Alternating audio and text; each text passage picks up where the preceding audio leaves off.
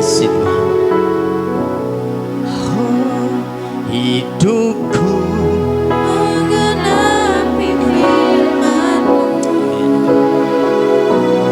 tanda mujizat sertai Kau bersamaku di dalamku, jadi bukti gembala. Sekali lagi katakan dengan sungguh-sungguh, hidupku menggenapi firman-Mu. Tanda mujizat menyertai setiap langkah hidup kami.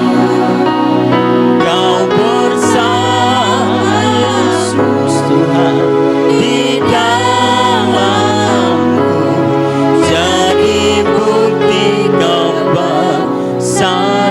Berikan tepuk tangan yang meriah buat Tuhan kita. Haleluya. Kau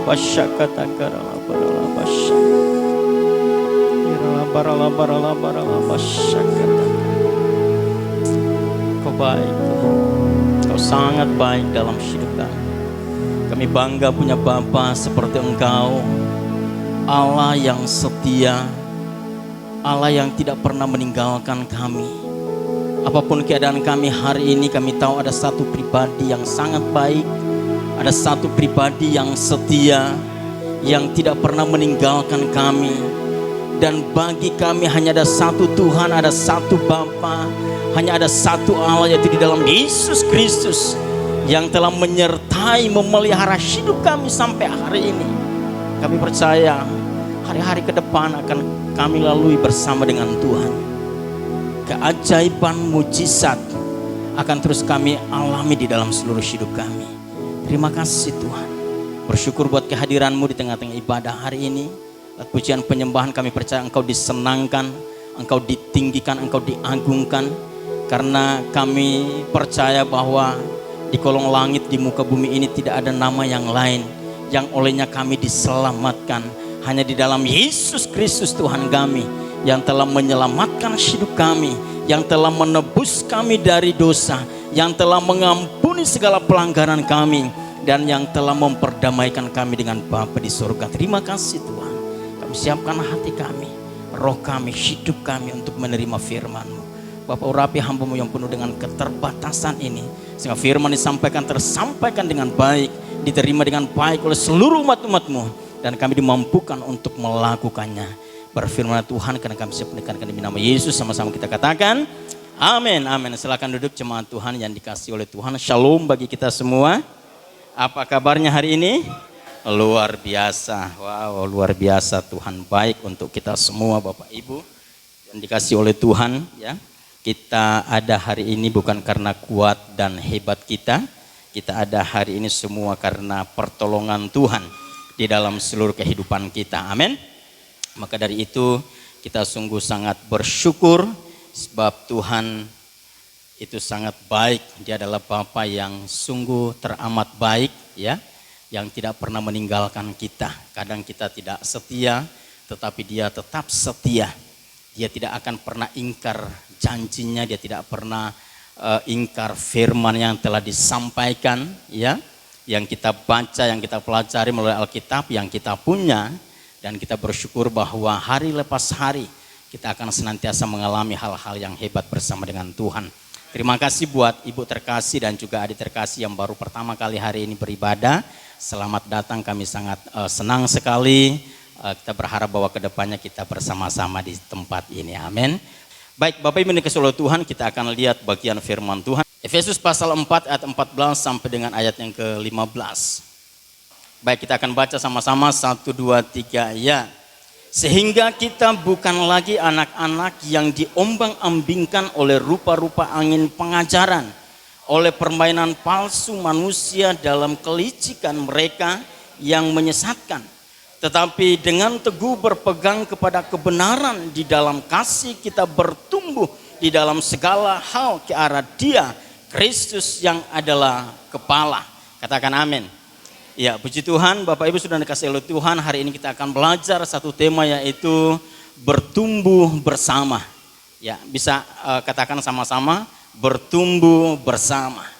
Bapak Ibu yang dikasihi oleh Tuhan, saya sangat senang sekali ketika melihat anak-anak saya mengalami pertumbuhan dari hari ke hari. Ya, ketika mereka dikandung oleh istri saya, ya, selama 9 bulan kemana-mana pergi, ya, dibawa gitu ya. Saya pikir, waduh, apakah enggak berat sekali gitu bawa bayi, terus kemudian pergi kemana-mana beraktivitas dan lain sebagainya. Saya berpikir bahwa orang yang besar perutnya, ya, dulu waktu saya masih sispek ya, rasanya itu sangat sulit untuk kemana-mana karena mungkin terlalu berat dan lain sebagainya. Nah saudara, setelah saya alami ternyata enggak juga ya. Ya palingan ngos-ngosan sedikit gitu ya kalau pas lagi naik bukit ya, naik gunung itu rasanya cepat mudah sekali capek gitu ya, karena mungkin beban berat badan itu bertambah. Tapi saya melihat bagaimana kehidupan anak-anak kami terus bertumbuh di dalam kasih Tuhan, di dalam anugerah Tuhan. Ya, ada waktunya mereka menangis, ada waktunya mereka berteriak mungkin karena sakit ya dan lain sebagainya. Tapi ada masa di mana mereka mengalami sukacita yang begitu luar biasa. Ya, ada banyak hal yang kemudian bisa saya lihat dari waktu ke waktu tentang kehidupan anak-anak kami. Nah Bapak Ibu sudah dikasihi oleh Tuhan, sebenarnya kehidupan kita secara lahiriah itu juga merupakan sebuah gambaran bagaimana kehidupan kita secara rohani itu mengalami yang namanya pertumbuhan. Makanya Rasul Paulus pernah berkata bahwa pada waktu kita mengenal Yesus, pada waktu kita menjadi orang Kristen ya, yang sungguh-sungguh menerima Dia sebagai Tuhan dan Juru Selamat di dalam kehidupan kita, menjadikan Dia sebagai Tuhan dan Raja atas hidup kita, maka Alkitab mencatat bahwa kita adalah termasuk bayi-bayi rohani. Amin. Bayi-bayi rohani yang memerlukan yang namanya susu. Ya, bukan makanan yang keras. Bayangkan saja kalau anak saya yang masih beberapa hari lalu kemudian langsung disuap makan pakai nasi gitu ya, apa enggak terganggu pencernaannya. Ya. Jadi demikian dengan kehidupan kita sebagai orang percaya. Awal mulanya saya mengenal Tuhan, ya. Saya membutuhkan yang namanya susu itu. Ya, makanan-makanan yang lembut, makanan-makanan yang bergizi, yang membuat semua organ tubuh saya bisa kuat, organ tubuh saya bisa sehat, organ tubuh saya bisa bisa berinteraksi dengan baik ya, ketika mengalami yang namanya kecukupan daripada gizi itu melalui asupan makanan dan lain sebagainya. Sudah dikasih oleh Tuhan, maka kehidupan secara jasmani akan terus berkembang, akan terus bertumbuh ya, dari bayi kemudian menjadi remaja, menjadi orang yang dewasa. Nah sudah dikasih oleh Tuhan, demikian juga Tuhan merindukan kita sebagai orang yang percaya, sebagai orang yang telah diselamatkan oleh Allah. Kita tidak hanya sekedar menjadi orang Kristen, datang ke gereja, duduk lalu kemudian pulang dan selesai. Allah mau supaya kehidupan kita mengalami yang namanya pertumbuhan itu. Amin. Ya, pertumbuhan, dan itu yang Tuhan mau. Ya. Dan sampai pada akhirnya kita menghasilkan yang namanya buah. Ya. Jadi ini penting sekali Bapak Ibu dikasihi oleh Tuhan, dan Alkitab mencatat dengan jelas bahwa jemaat yang ada di Efesus, kalau kita belajar di sana itu ada begitu banyak yang namanya karunia-karunia rohani. Ya. Mereka kaya dengan karunia-karunia rohani. Rasul Paulus berusaha untuk menasihati mereka, untuk mengingatkan mereka, bahkan pasal 1, 2, dan 3 Rasul Paulus terus berdoa kepada jemaat yang ada di Efesus supaya mereka mengenal Allah dengan benar. Ya, memahami bagaimana kasih karunia Allah yang telah dianugerahkan secara cuma-cuma itu dalam hidup mereka, dan itu tidak disalahgunakan oleh mereka. Bapak Ibu dikasihi oleh Tuhan, kota Efesus pada saat zaman Rasul Paulus adalah kota yang sangat berkembang. Adalah salah satu kota yang menjadi tempat perdagangan dan sangat luar biasa perkembangannya saat itu, saudara. Namun sudah dikasihi oleh Tuhan, di sisi lain ternyata ada juga paham-paham yang menyesatkan, ajaran-ajaran yang menyesatkan yang sama-sama bertumbuh di kota itu. Sehingga Rasul Paulus sebagai hamba Tuhan terus mengingatkan jangan sampai terpengaruh, jangan sampai terkamiri, jangan sampai pengajaran itu masuk dan kemudian kita hidup di dalamnya. Makanya sebagai hamba Allah dia terus menasihati, dia terus mengingatkan, hei hati-hati, hati-hati dan hati-hati. Ya, jadi sudah dikasih oleh Tuhan, ini yang menjadi pergumulan Rasul Paulus ya untuk jemaat yang ada di kota Efesus. Kita melihat bahwa pada akhirnya ya, kalau kita lihat dalam kitab Wahyu, jemaat Efesus itu ditolak oleh Tuhan. Kenapa? Karena satu hal, mereka meninggalkan kasih mula-mula. Awalnya mereka kaya secara karunia rohani, secara rohani mereka begitu luar biasa. Tapi pada akhirnya mereka ditolak oleh Tuhan. Kenapa? Karena mereka meninggalkan kasih mula-mula. Nah, jangan sampai hal itu terjadi dalam kehidupan kita. Ketika kita mengenal Allah, ketika kita hidup di dalam Allah, maka percayalah bahwa setiap kita diperlengkapi oleh Tuhan. Baik itu talenta, ya, kemudian apalagi karunia rohani, terus kemudian apalagi bakat, ya. Semua Tuhan taruh di dalam seluruh kehidupan kita dan itu adalah merupakan kekayaan sorga yang dipercayakan untuk kita semua. Masih ingat? Ada 2 talenta, ada 5 talenta, ada 1 talenta. Sudah dikasih oleh Tuhan dalam Matius pasal yang ke-25. Ya, bagaimana kemudian Sang Tuhan mempercayakan itu kepada mereka.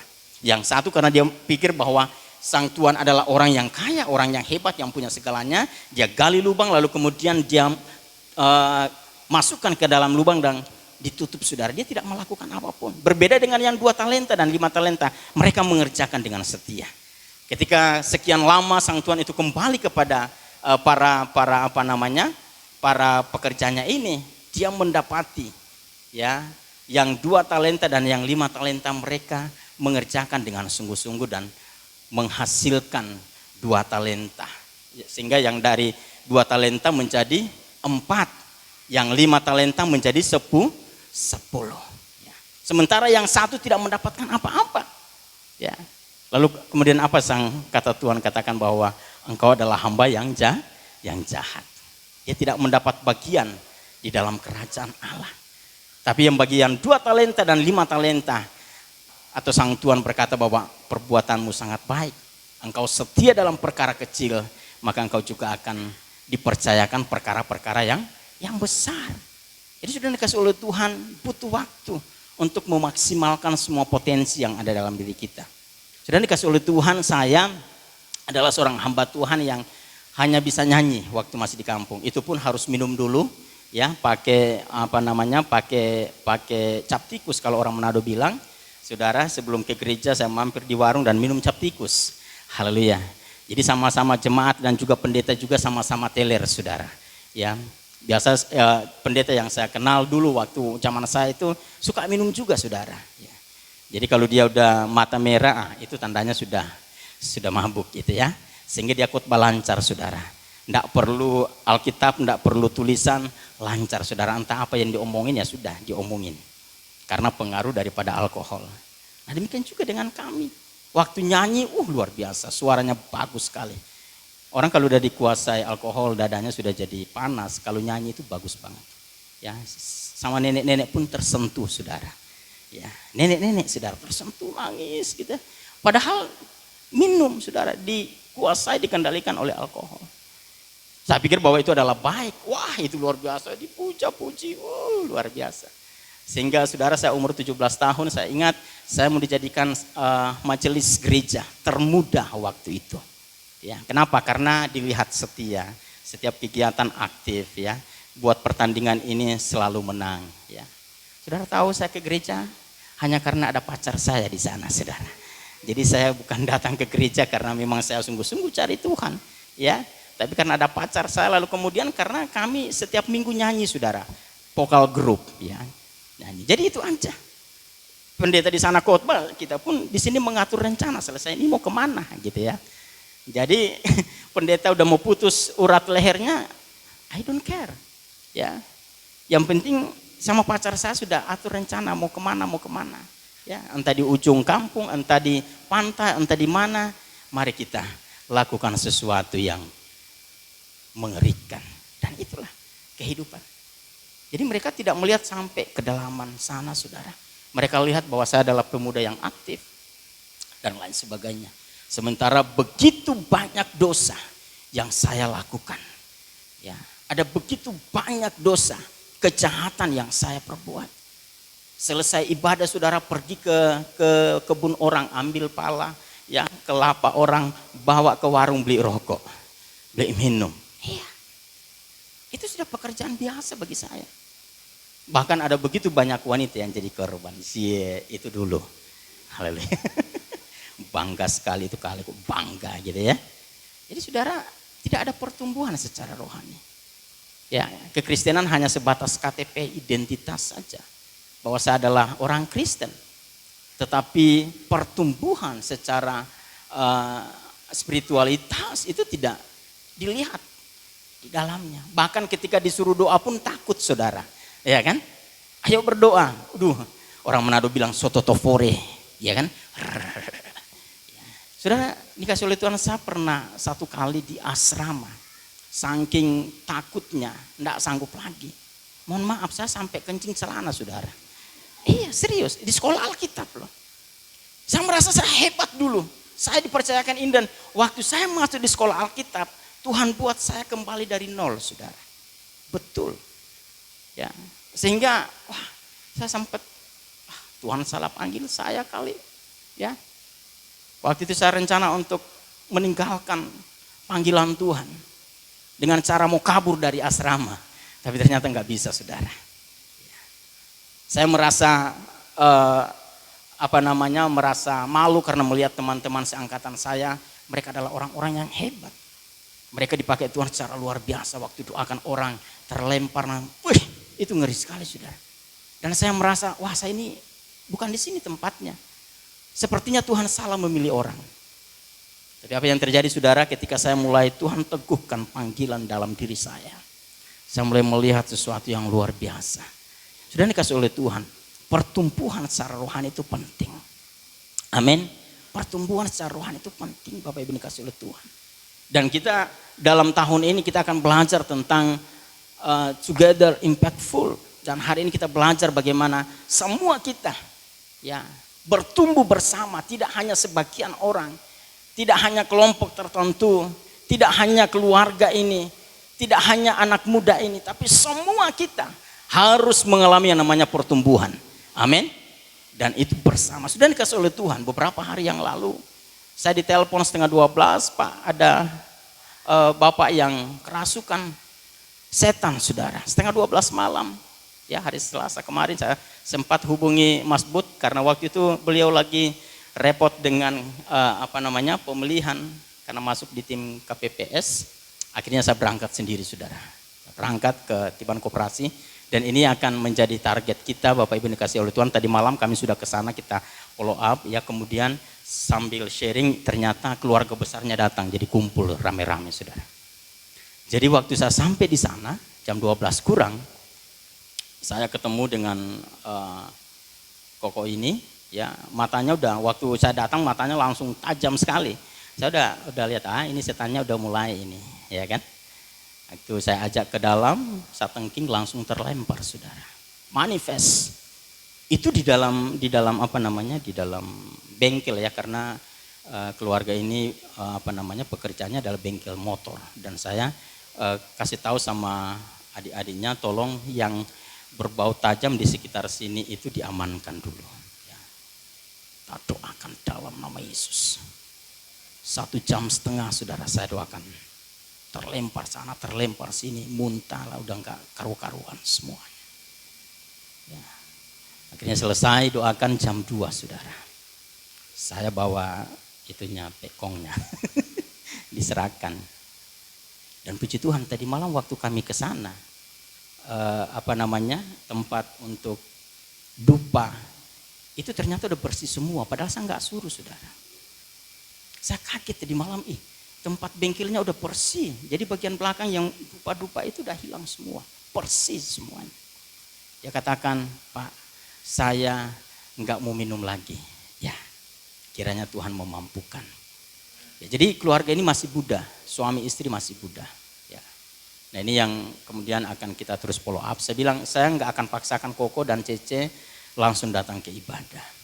Kalau memang pelayanan kami memberkati Koko dan keluarga, silakan. Saya tidak akan ajak Koko dan Cece ke gereja sebelum memang betul-betul dari masing-masing kalian menyatakan diri untuk orang tuanya sudah Kristen, tapi anaknya masih. Ya, jadi tadi malam kami ke sana, Bapak Ibu dikasih oleh Tuhan, kita berdoa lagi untuk keluarganya dan ternyata keluarganya sangat banyak ya di daerah Tiban sana. Ya. Kita bersyukur juga Ibu Yeni juga ada bawa anak majikan juga yang sama-sama ya beribadah hari ini, dan kita percaya bahwa ini kegerakan ini sedang terjadi. Amin. Haleluya. Kemarin tiba-tiba ada warung depan tiba-tiba antar air secara gratis dikasih saudara 6 dus. Ya tadi pagi ada toko isi air ulang, katakan Bu datang aja ke sini isi air ndak usah dibayar. Luar biasa. Dan ini adalah sebagian kecil dari apa yang Tuhan mau kerjakan. Makanya saya bilang penting untuk kita berdoa, mempersiapkan segalanya. Ya, ke depan kita akan bongkar samping ini saudara. Amin. Ya, ini yang akan kita kemudian bicarakan bersama supaya sebelahnya kita akan bongkar dan juga bangun supaya tempat ibadah kita lebih luas. Ya. Jadi kita yakin bahwa dan saya sudah melihat dalam penglihatan saya secara rohani bahwa Tuhan kirimkan jiwa-jiwa yang banyak. Nah sekarang adalah bagian kita mempersiapkan semuanya dengan baik. Makanya penting untuk kita sama-sama bertumbuh. Amin. Haleluya. Supaya apa? Supaya kita mampu menceritakan tentang Yesus itu seperti apa. Ya, menceritakan tentang kabar baik. Menceritakan tentang bagaimana karya Yesus yang hebat yang terjadi dalam kehidupan kita. Ya, kita melihat bagaimana jemaat mula-mula dalam kisah para rasul pasal 2. Ya, di situ dikatakan bahwa ketika para rasul itu dipenuhi oleh Roh Kudus dalam pasal 1, ya, mereka Tuhan pakai untuk menjadi alat Tuhan memberitakan kabar baik. Ada begitu banyak orang yang kemudian diselamatkan, maka terbentuklah yang namanya jemaat mula-mula dalam kisah para rasul. Saudara yang kasih oleh Tuhan, coba kita lihat. Kisah para rasul pasal 2 ayat yang ke-41 ya sampai dengan ayat yang ke-47 itu menceritakan bagaimana cara hidup jemaat yang pertama, cara hidup jemaat yang mula-mula. Ya. Ada beberapa poin di sana. Yang pertama adalah mengapa mereka akhirnya bisa mengalami yang namanya pertumbuhan secara rohani dalam hidup mereka. Poin yang pertama adalah mereka bertekun di dalam pengajaran. Ya, pengajaran firman Allah. Bukan pengajaran yang lain, saudara. Ya, tadi malam tiba-tiba ada satu hamba Tuhan dari Singapura telepon, saya nggak pernah kenal. Dia bilang saya dapat nomor telepon pendeta dari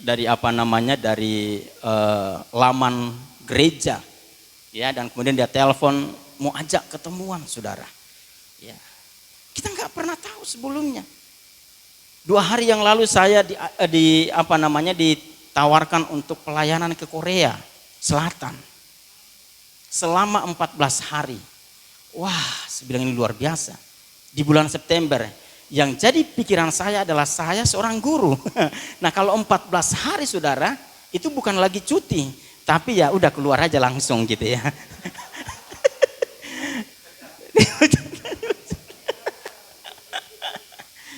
Tapi saya berdoa kalau memang ini kehendak Tuhan, ya, semua pasti ada jalannya.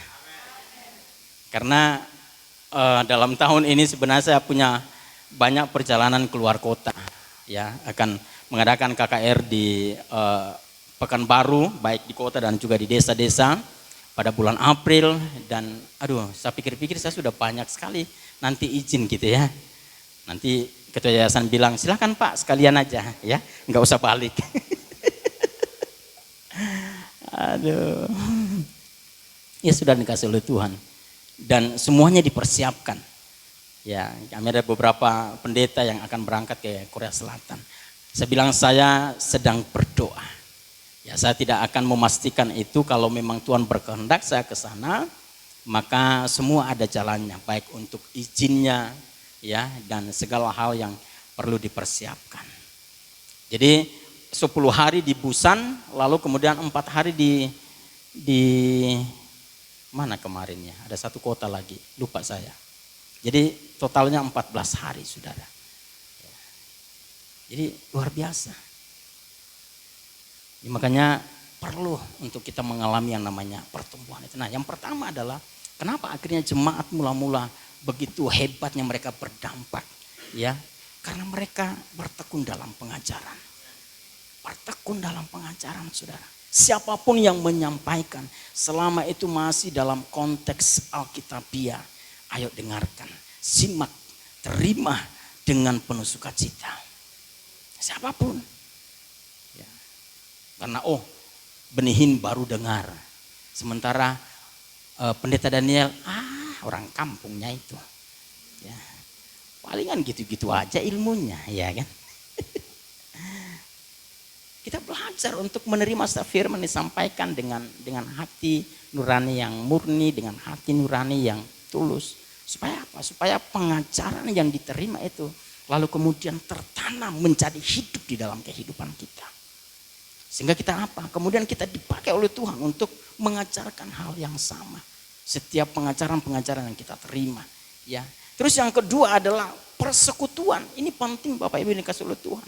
Nah persekutuan selalu identik dengan ibadah. Amin. Ibadah. Ya baik secara bersama-sama dalam satu komunitas, dalam keluarga dan juga secara pribadi. Ini penting Bapak Ibu dikasih oleh Tuhan. Makanya saya bilang jangan pernah meninggalkan ibadah. Ibrani pasal yang ke-25 ayat 10. Ya, dikatakan bahwa jangan meninggalkan apa? Ibadah-ibadah yang telah dilakukan. Ya. Kenapa? Karena ayat yang lain berkata bahwa ibadah itu mengandung janji. Dalam perjanjian lama janji di dalam ibadah itu. Yang pertama adalah roti makanan kita diberkati oleh Tuhan. Yang kedua adalah air minuman kita diberkati oleh Tuhan. Dan yang ketiga adalah Tuhan menjauhkan kita dari segala penyakit. Amin. Tuhan akan membuat perbedaan antara orang yang beribadah kepada Tuhan dengan orang yang tidak beribadah kepada Tuhan. Sudah dikasih oleh Tuhan. Tujuan utama Allah memanggil bangsa Israel keluar dari tanah Mesir. Sebenarnya tujuan utamanya bukan tanah Kanaan yang berlimpah susu dan madu. Tetapi yang Tuhan mau adalah mereka keluar dari tanah Mesir lalu kemudian apa yang mereka lakukan? Beribadah kepada Tuhan.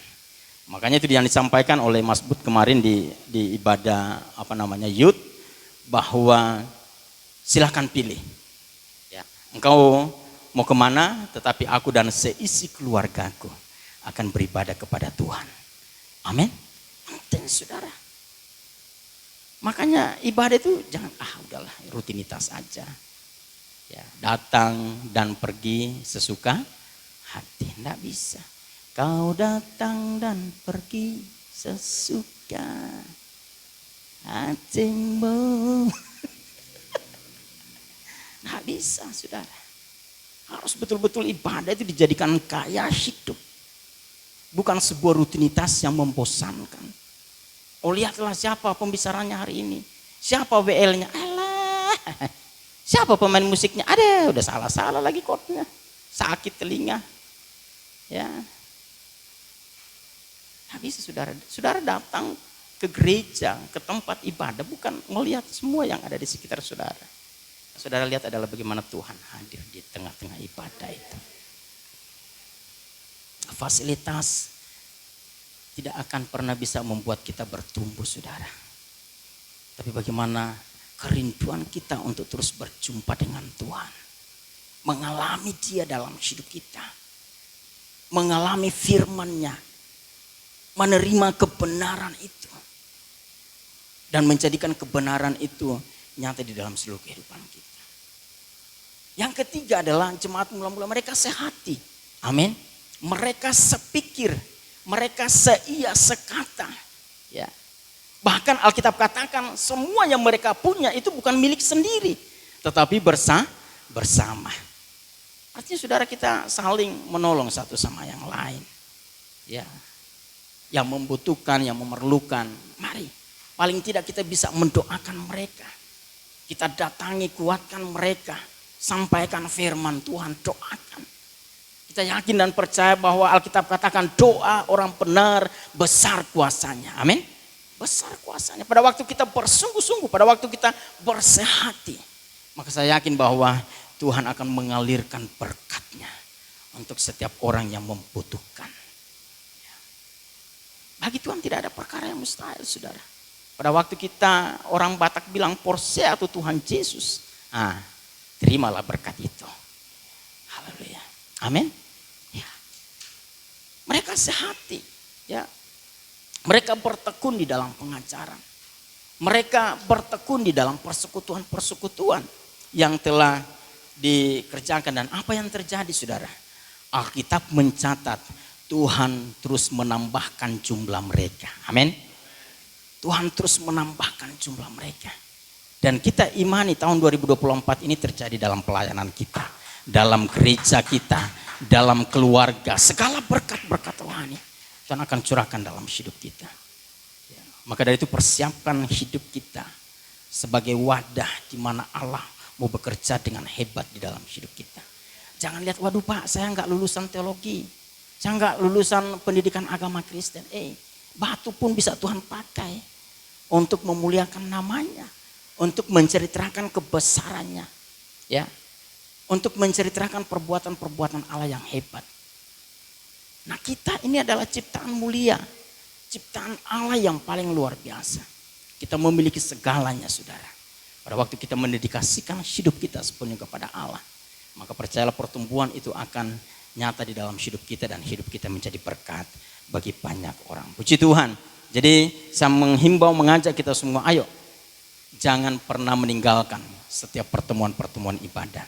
Nah, kita sudah selesai doa puasa 40 hari dan puji Tuhan kita tinggal menjalani kehidupan di 2024 ini. Saya yakin bahwa ada banyak hal yang luar biasa, terobosan-terobosan yang terjadi baik di dalam pelayanan, dalam keluarga, dalam perekonomian kita, dalam pekerjaan kita. Kita akan menikmati hal-hal yang tidak pernah kita pikirkan, tidak pernah kita rencanakan. Itu akan Tuhan kerjakan dalam hidup kita. Ya, maka dari itu persiapkan hidup kita untuk kita mengalami berkat Allah yang luar biasa. Tuhan punya banyak kejutan untuk membuat kita bangga dengan Dia. Tuhan punya banyak hal-hal yang tidak kita pahami sebelumnya, tapi yang mampu kerjakan untuk kita karena Dia tahu kita berhak menerimanya. Amin. Puji Tuhan, Tuhan memberkati kita semua. Kita berdoa, Bapa, terima kasih hamba-Mu selesai berbicara. Tuhan, Engkau perjelas setiap firman yang disampaikan kepada seluruh umat-umat-Mu. Sehingga firman yang tersampaikan hari ini bisa dilakukan oleh kami semua. Dan Tuhan yang akan mengerjakan hal-hal yang besar untuk setiap kami hari ini. Terima kasih Bapa. Terpujilah nama-Mu dalam nama Yesus. Haleluya. Amin.